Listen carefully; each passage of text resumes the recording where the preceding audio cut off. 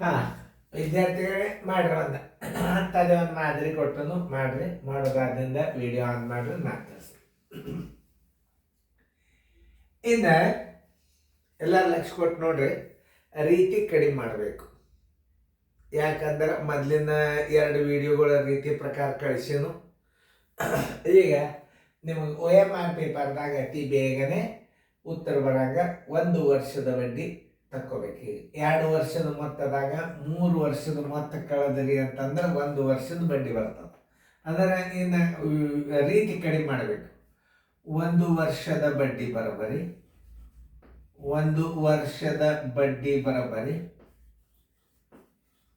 ಎಷ್ಟು? 3 ವರ್ಷದ ಮೊತ್ತ 3280 ಮೈನಸ್ 2 ವರ್ಷದ ಮೊತ್ತ ಎಷ್ಟು?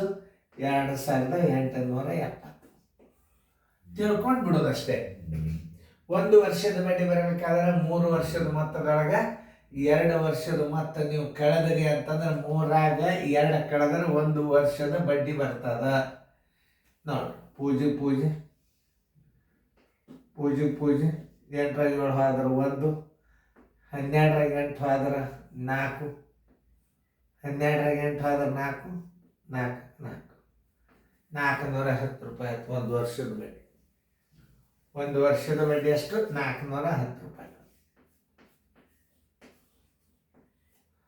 ನೋಡ್ರಿ, ಸರಿಯಾಗಿ ತಿಳ್ಕೊಂಡು ನೋಡ್ರಿ, ಕರೆಕ್ಟ್ ಬಂದದೋ ಇಲ್ಲ.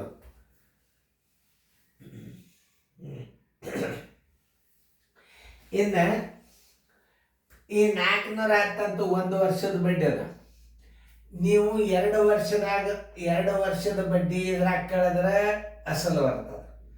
ಈ ಮೊತ್ತದಾಗ ನೀವು 3 ವರ್ಷದ ಬಡ್ಡಿ ಕಳೆದ್ರೆ ಅಸಲು ಬರ್ತದೆ. 2 ಸೇಮ್, ಯಾವ್ದು ಬೇಕಾದ್ರೆ ಮಾಡ್ಬೋದು. ಅಸಲು ಬರೋಬ್ಬರಿ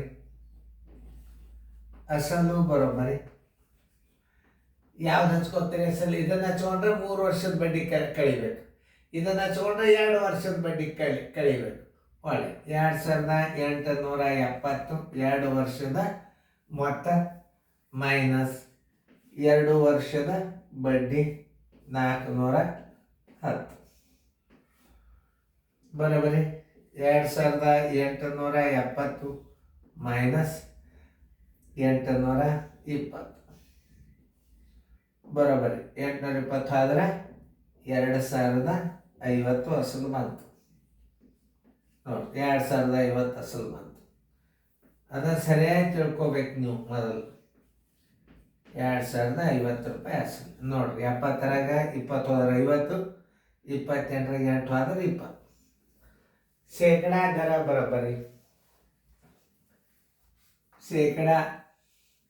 ಬರೋಬ್ಬರಿ 100 × 1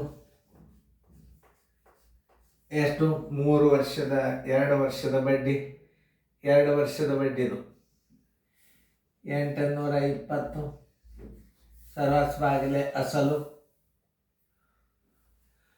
ಬಡ್ಡಿ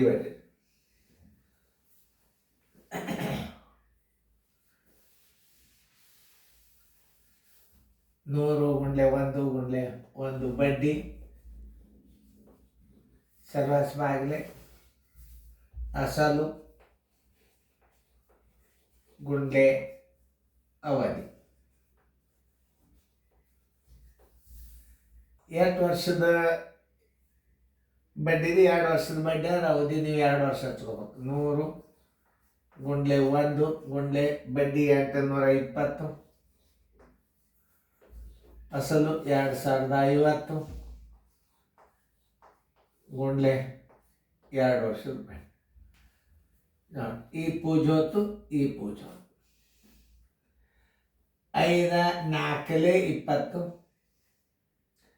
5 1 5, 5 4 20, 5 1 5, 20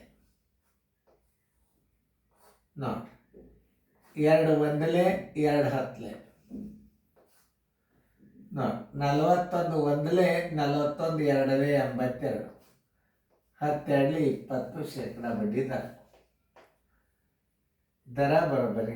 ಶೇಕಡಾ ದರ ಬರೋಬ್ಬರಿ 20 ಶೇಕಡಾ ದರ ಬರೋಬ್ಬರಿ 20%. ಅಸಲು ಬರೋಬರಿ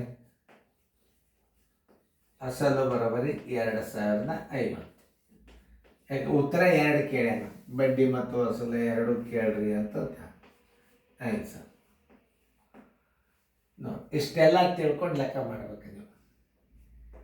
ಯಾವುದೇ ಒಂದು ಲೆಕ್ಕ ಇರಲಿ ಅದನ್ನು ನೀವು ಸರಿಯಾಗಿ ತಿಳ್ಕೊಂಡು ಬಿಟ್ರಿ ಅಂದ್ರೆ ಮುಗಿತು. ಭಾಳ ಮಾದರಿಗಳನ್ನು ಹಾಕಿರ್ತಾನೆ, ಯಾಕೆ ಶಾಣ್ಯರಾಗ್ರಿ ಅಂತ. ಒಂದೇ ಗಣಿತ ಹೇಳಿದ್ರೆ ನೀವು ಶಾಣ್ಯರಾಗೋದಿಲ್ಲ. ಈಗ ನೋಡಿ ರೀತಿ ಕಡಿಮೆ ಮಾಡೀನಿ ಈಗ ನಾ. ಯಾಕಂದ್ರೆ 1 ವರ್ಷದ ಬಡ್ಡಿ ಯಾಕೆ ಬರ್ಕೊಂಡ್ರಿ, 3 ವರ್ಷದೊಳಗೆ 2 ವರ್ಷ ಕಳೆದ್ರೆ 1 ವರ್ಷ ಆಯ್ತು. ಅದಕ್ಕೆ ನಾವು 1 ವರ್ಷದ ಬಡ್ಡಿ ಅಂತ ಬರ್ಕೊಂಡಿವಿ. ಇಲ್ಲಿ ಇದು 1 ವರ್ಷದ ಬಡ್ಡಿನೇ ಯಾಕೆ ಬರ್ಕೊಂಡ, ಇಲ್ಲಿ 3 ವರ್ಷದಾಗ 2 ವರ್ಷ ಕಳೆದ್ರೆ 1 ವರ್ಷ ಆಯ್ತು. ಅಂದ್ರೆ 3 ವರ್ಷದ ಮೊತ್ತದೊಳಗೆ 2 ವರ್ಷದ ಮೊತ್ತ ಕಳೆದ್ರೆ 1 ವರ್ಷದ ಬಡ್ಡಿ ಉಳಿತು. ಹಂಗೆ ಅರ್ಥ ಮಾಡ್ಕೋಬೇಕು. 1 ವರ್ಷದ ಬಡ್ಡಿ ಬರೋಬರಿ 3 ವರ್ಷದ ಮೊತ್ತದೊಳಗೆ 2 ವರ್ಷದ ಮೊತ್ತ ಕಳೆದ್ರಿ ಅಂತಂದ್ರೆ ಏನು ಬರ್ತದೆ, ಬಡ್ಡಿ ಬರ್ತದೆ. ಇದು 2870 2 ವರ್ಷದ ಮೊತ್ತ ಹಚ್ಕೊಂಡ್ರೆ ಅಂದ್ರೆ 2 ವರ್ಷದ ಬಡ್ಡಿ ಕಳಿಬೇಕು ನೀವು.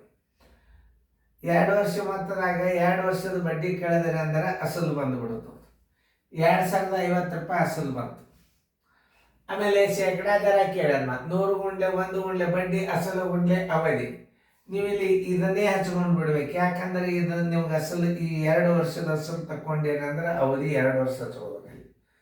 100 ಗುಂಡ್ಲೆ 1 ಗುಂಡ್ಲೆ 820, ಸರಸವಾಲೆ ಅಸಲು 2050, ಅವಧಿ 2 ವರ್ಷ. ಆಯಿತು, ಉತ್ತರ ಬಂತೆ.